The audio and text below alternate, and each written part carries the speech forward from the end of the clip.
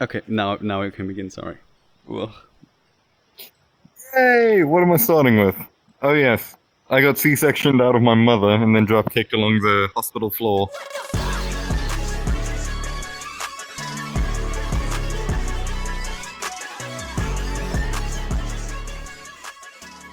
Had a pretty decent childhood, somewhat decent. We weren't really rich, nor were we ever really well off at any point. My God. But my mother knew how to keep food on the table. And beat the shit out of me with a belt. Uh, yeah. So we have a weird dynamic of mental issues in our family. Coming from my father's side, he suffers depression when he's not doing something, which is something that's leaked over to me when I'm stuck doing paperwork or doing repetitive tasks. It's just like, where's my hand going? That's essentially what my mind is doing. It just wanders. Yeah. My mom was a bit of a special case. She was... What's the best way to put it? Narcissism. Now, that lovely mixture accumulated into the idiot that I was as a kid and what I've become now. When I was younger, I had a lot of issues kind of making friends. I couldn't form a personality because my brain just didn't understand how to be social. Understandable. Which left me a lot of anger issues, a lot of stupid decisions made while I was young. And I never really understood how everyone could just make jokes and everyone just knew them as that person. It didn't make sense in my head. And then around 7th grade, I kind of cried to a friend of mine. I was like, what the fuck's wrong with me? Why does nothing work? Why can't I talk to people? And he was like, well, this is wrong with you, that's wrong with you, that's wrong with you. You're obnoxious. You keep trying to make the stupidest things your personality trait. Just be fucking normal. And so I proceeded to not be normal. The first thing that I really put effort into when building a personality was... Well, not the first thing I put effort into. The first thing that really had an influence on my personality was a really shit game from way back when called Super Seducer 2. Oh my God. I was like, how do you talk to people? And then I found this game and I was like, oh my God, this is how you talk to people. I idolized the main character. And that could have gone really, really wrong very quickly. But it worked. I started being a lot more social. I started experimenting, started copying other people, and eventually, built a personality, something that I could call me. And that worked for a while. I don't know why my hand keeps trying to run off. Damn, like super But yeah. that name, man. It's actually not a bad game. You play as a protagonist and you get given choices. And then when you select a choice, it cuts to this intermission thing where he'll explain the choice. The female will explain how she would react to that choice and what's going through her head.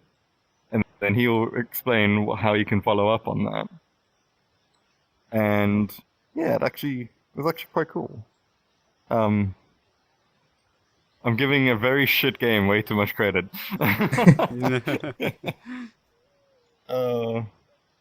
Yeah. That worked all the way through high school and then out into my adulthood. Now, things I did as a sport during high school and primary school was motocross. I used to do cross-country running, I used to do motocross. I was on the rugby team, but then I got kicked off the rugby team because I couldn't pick up weight. I'm a stick. No. They're like, oh, well, we need big burly men. It's like, I can eat as much as you hand me. It's not going to change my weight. Unfortunately, this is just how it's going to be. Thank you, genetics. But yeah, motocross was fun. I enjoyed motocross because it wasn't track motocross.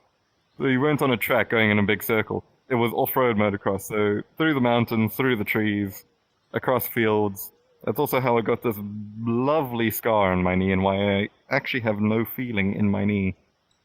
I had an accident coming around a corner that was slanted outwards. Front wheel washed out. I slammed into the ground, went flying, and then became a human shish kebab on a rusty rebar. Yeah, I'm missing a few tendons, but that's fine. I think. Oh, You think? Damn. That's wild. I you mean, at think? least you had fun. Oh, I had a great deal of fun. Because even though my leg was like full on in a cast and I couldn't, bend my knee because there were no tendons to bend my knee, I still got back on my motorbike. Oh my god, I lost so many stitches and the doctor wanted to strangle me. Like, you keep breaking the stitches, you're not gonna heal. It's like, the motorbike. Stitch me to the motorbike. At this point, just fucking saw it off. Oh my god, no. That's wild. Oh. Yeah, but that was great fun. The thing about not having nerves, right, is this complete side topic here, phantom pain. Oh my god. So, the concept of phantom pain, you lose a limb, you can Yeah. still feel the limb. Bandit has that in his missing leg. I have that in my knee. It's not that my knee is missing, it's that there's no nerves there. It's So basically my brain the says, same, oh, well, yeah, it's like the leg's gone, but it's still there. yeah. It gets confused. And Yeah. yes, the worst part, right, is Bandit's lucky because he can do the mirror trick where he can put a mirror between his legs and he sees both legs and he can, stimulate the leg and he'll get feeling and phantom pain can go away. I can't have that because I actually have the knee. So whenever my brain occasionally goes through this thing where it's just like, I can't feel anything in the knee. That means something must be wrong. What was the last feeling I felt in that knee? Let's repeat that and see if we can figure things out. It's bad. It is horrible. It is a terrible pain that I cannot describe. It's a burning sensation. It's tingly. It feels like TV static that's on fire. I think that's the best way to describe it. Flaming Damn. TV static. Yeah, we're falling off course here a bit. It's okay. Karate.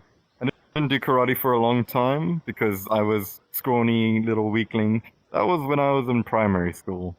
My sister, on the other hand, got so good at karate that they actually had to kick her out, saying, "Listen, you hit way too fucking hard. We cannot have you here." It's like, scrawny little me, punch, punch, punch, kick. And then someone swoops out my leg. My sister. Just, the higher grade students just didn't want to be near her. Yes, sister hit too hard. They said, get out. So my mom chucked her into kickboxing. And then she scared everyone there as well. Me on the other hand, did karate for a while, and then realized this is really boring, so I started doing calisthenics with the weirdos outside. That was fun. That's why I can do weird handstands where I can just like balance my body.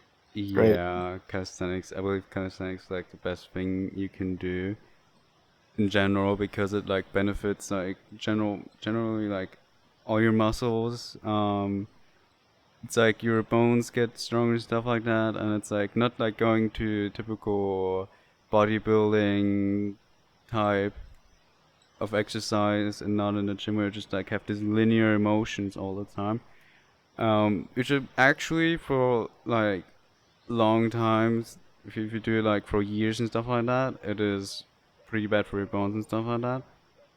It can be pretty bad, let's say like that. It doesn't have to be, but it is still, in most cases, it is actually better to do calisthenics if you actually want like a healthy build and actually want to do stuff like actually lift stuff and I don't know, go over fences and stuff like that. Yeah. It's it's great because you're not learning to lift more than your full body's weight. It's like you perfectly train with what you are, or with Yes. what your main weight is. Meaning you can throw your body around perfectly fine without any effort, any real drawbacks. Yeah. I think everyone should do calisthenics. You do calisthenics. Uh, but yeah. Well, I guess that sums up the life part. So, Yes. tracking a bit to building a personality, do you feel like your peers and the people you're with around that age built it up automatically or naturally? Or do you feel they had to do the same thing? At that time, I believe everyone was essentially already finishing up building what their personality was going to be. I've noticed that a lot of people had a thing that worked for them. Rowan was a troublemaker. Kharat was played video games. Hainu was known as like the main anime guy. Everyone knew him as the anime guy. It was at the point where everyone was like becoming something, and I just stood there an empty husk, unable to really find my place in the world, find my personality, what made me me. And through trial and tribulation, ended up being, the social butterfly. I came to realize once I started replicating what I saw with each group, I could start fitting in everywhere I wanted. I could hang out with the rugby players and perv over women. We were teenagers, we were all horny, we all did it. I could hang with the chess team and geek out about stupid things. I could hang out with the anime guys and talk about anime. Or I could just get bullied by the girls into wearing makeup. That was a one-time thing. It was terrifying. But yeah, what was that? Crazy hipster with makeup. Terrifying. Things that happened in school. That was a fun time. So up until about the 10th grade, I didn't have a good time at school. I didn't really fit in anywhere, but I existed and people noticed me. So the 11th and the 12th grade, it's like near the end of the 10th grade, 11th and 12th, after I started changing my personality and started working out and started getting noticed more and hanging out with everyone, it was great, but it wasn't great for our school. We got known as the Black Year because we were possibly one of the worst grades or worst classes to move through that school. When we hit 10th grade, one of the guys in our class had such a low score, right, that they sent him back to the 8th grade. The rest of us had fine scores, but we were still problematic. There was a really lovely story. So they implemented a new rule because everyone started coming to school with iPhones and all sorts because that was, coming out and being popular at the time. Teachers said, you hand in your phone, you get caught with it, it will be confiscated. So I remember the one day, we were all chilling and we heard a commotion happening in the background. The headmistress caught one of our classmates with his phone, and she went up and took it to her office. In turn, we saw him go up the stairs, and we weren't going to question him. We were thinking, oh, maybe he's going to go fight or argue or call his parents to come argue with the teacher. No, he just walks out of her office with a microwave. And he comes down and says, you guys want to microwave stuff? We're like, okay, what's going on? She comes storming out, and she is fuming. She's like, go put my microwave back right now. And he's like, well, then give my phone back. And she's like, you can get it back at the end of... What? You can get it back at the end of the day. And he's like, well, you can get your microwave back at the end of the day. It's wild, just stealing like microwave. But it's like, I don't know. On schools, teachers are just like, if they're out of their like classroom, I feel like there's sometimes in a different world and stuff like that. They're so focused sometimes on different things. You can walk like around the school with like the weirdest things. And if you just try to be confident enough that you don't get noticed, you can go through with everything. When Pretty much. Corona happened on high school, man, it was like we had to go to it's like nearby. It's like some sort of like, I don't know, hotel temporary stay for teenagers and stuff like that. But it was like huge thing. There was like they had like huge area of like a lot of big grass fields and trees and stuff like that, and they had like a hut with like wood under. It's like split wood and stuff like that. And I was like bored, of course, in high school, and was like wondering how much wood could I smuggle into the classroom without anybody noticing. I've ended up with like, I don't know, like was like I believe six or five or six wooden logs, just basically on split wood, that I've got to carry through basically the whole school building into a classroom. Teacher didn't even notice it. I was like sitting almost in front of it. And then at the end of the year, I put that all into was like a little trailer for my bike. I just put it all in there. Just got it back home. I believe we still have a few around. And nobody noticed. It's like you can steal the Wow. weirdest shit. It is wild. Schools are just fear I dream, like man. to think. Right, I like to think that the teachers did in fact notice. They were just like, I'm not gonna question that weird kid. Maybe, but still, I could prove it. You've also just made me realize you were still in high school during COVID. I was just thinking that too. Fuck. Time I'm not goes old, I'm on. not That's all I'm old. gonna say. But yeah, we had also a.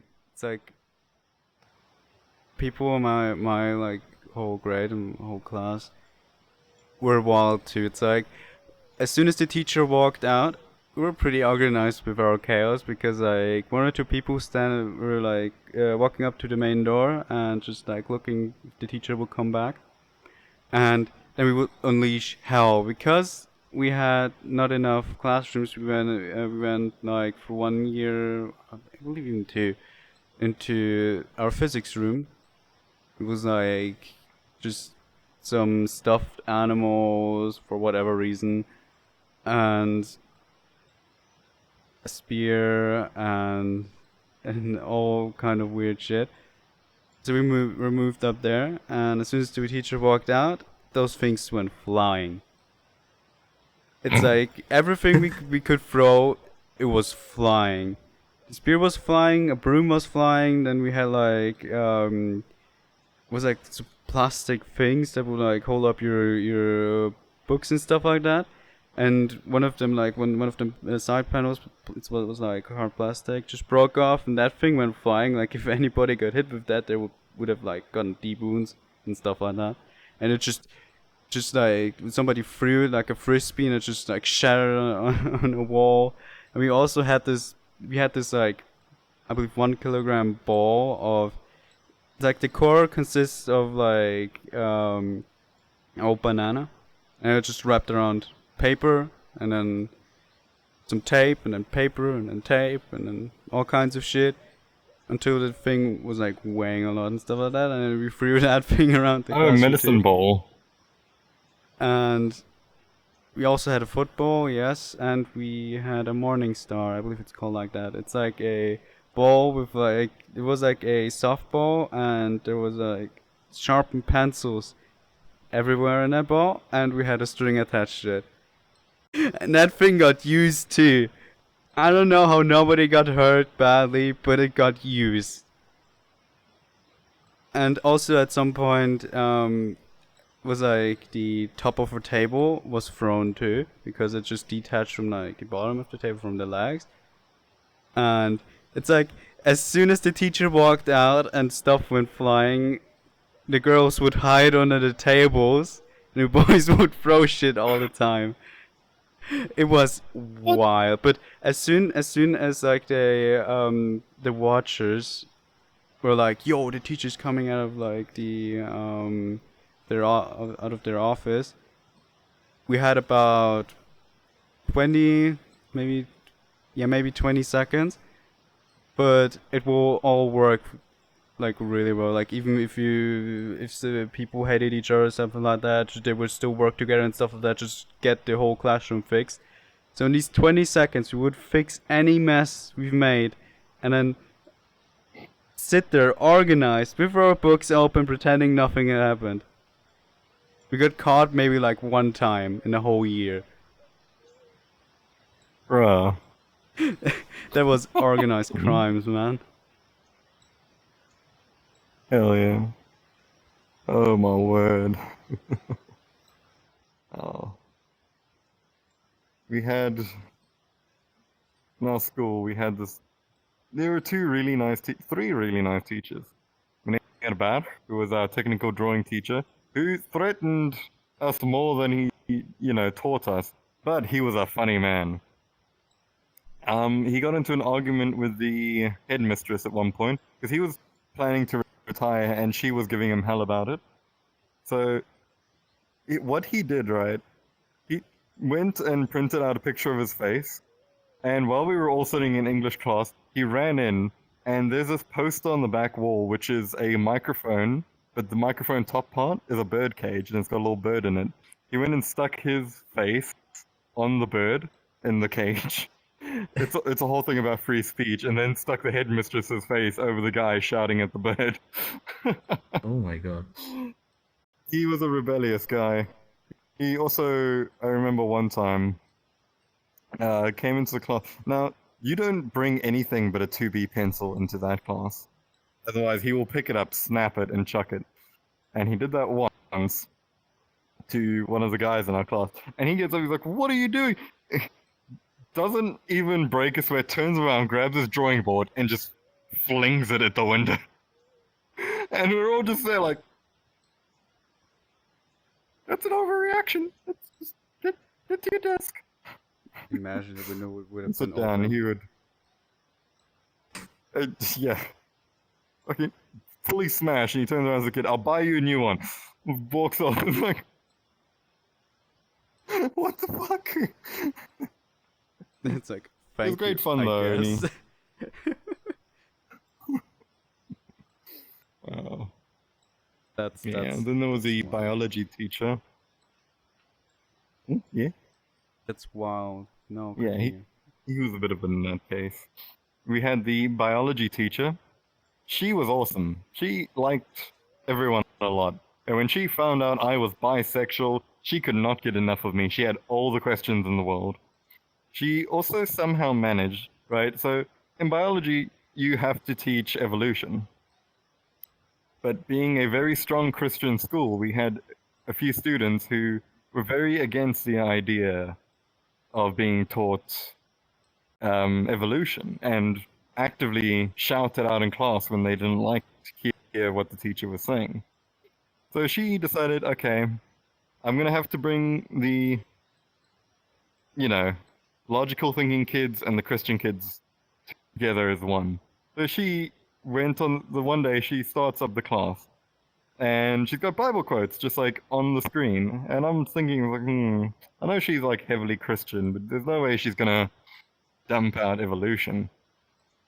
And she says, who's to say it happened in 7 days? Who's not to say it happened in 7 billion days? Children try to argue, and she's like, ah. Look at what the Bible says about time. Times were different. They track time in different ways.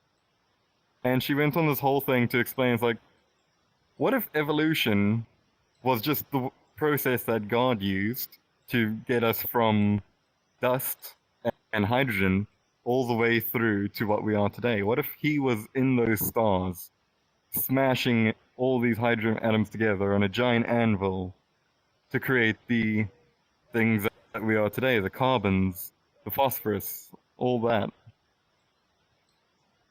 And it actually managed to work. She changed evolution into something that Christians can agree on, and it was great, and it made the class all the better. That's 'Cause awesome. we didn't have people interrupting the class every 5-15 minutes. Yeah, it's like we didn't have that. We had just like generally disinterested students and stuff like that. We would just like do a lot of stuff to interrupt.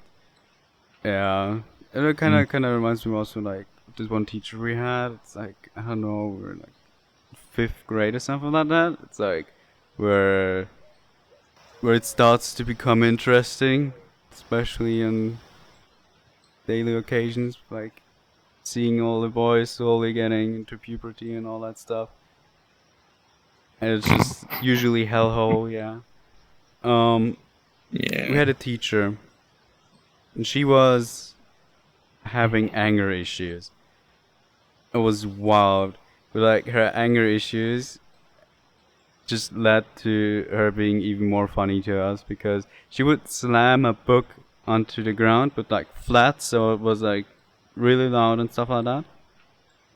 And we always had to keep in like all the laughter because all of that, because like it was so unusual and stuff. So we already had to keep it in. But one day she fucked up throwing the book and was not landing right. And oh my god, the class laughed, and she was just like, you saw the defeat in her eyes. But right after, she also took another book and slammed it onto the ground. But yeah.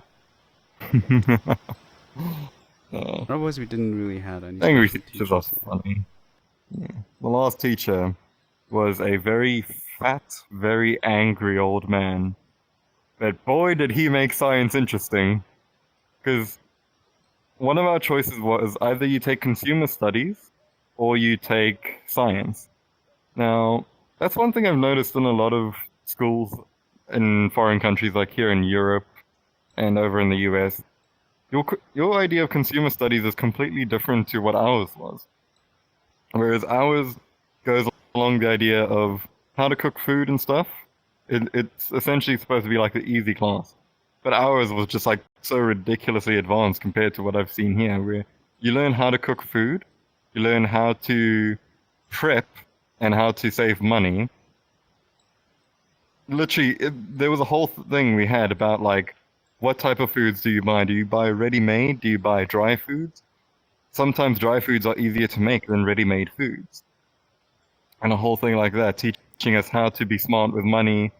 And it teaches you color theory, how to start a business, and how to do taxes, how taxes work, as well as investments, how to invest. Which is all these massive things from the other classes like business studies and stuff, all we have mildly simpler version all shoved together into one class. Well, I think that was something nice about our school, was they know like this will be the easy class, this will be the easy out class, but at least we know we've taught them everything that they need to understand about the real world. And I still say that that is one of the most useful classes I ever took. But yes, back to the science teacher. The amount of times we've had the science students run out of their class into our class because they've gassed the entire science class. 12 times over the 3 years, 10, 11, and 12. 12 times have they managed to either blow up the class, gas the class, nearly blind all the students when, what was it? What is the metal called again? Magnesium, that's the one, Ma, or Mg. He was showing what happens when you burn magnesium. Yeah, he was showing, like, this is what happens when you burn magnesium. And a piece of magnesium went, whoo, and into the rest of the magnesium. South Africa is very lax when it comes to safety regulations on most things. I think that's what makes it so much nicer. In Europe, because it's like you can blow up a class. In Europe, it was like our teacher had to really study all the laws and stuff like that, and talk with other people and try to convince them that we could have a candle each, just to test, like putting a glass into it will put it out. But that's it. he didn't show anything, nothing. We didn't have any chemicals, and that is just like I don't know. It's like probably because safety hazards, I guess. But it's like it would make school definitely more interesting if we could actually test it. And I don't know. It would be probably also a thing to learn to respect something like that. And it's like I mean, you probably also learned something from that. It's like how gas smells. Yeah. It's like everyone's we scattered. don't It's have like, that. okay, so we make chlorine gas by accident. By accidentally boiling chlorine. It's like, oh, good to know. How does it smell? Well, it burns your nostrils. Okay, cool. Oh, it smells like tear gas. Everyone now, run. That's Oh. Yeah, no. School in South Africa, there's very little regulation on how you can teach students. As long as you don't, spend hundreds of thousands, you can literally blow something up in front of them and they'll be like, yep, education, write it on the board.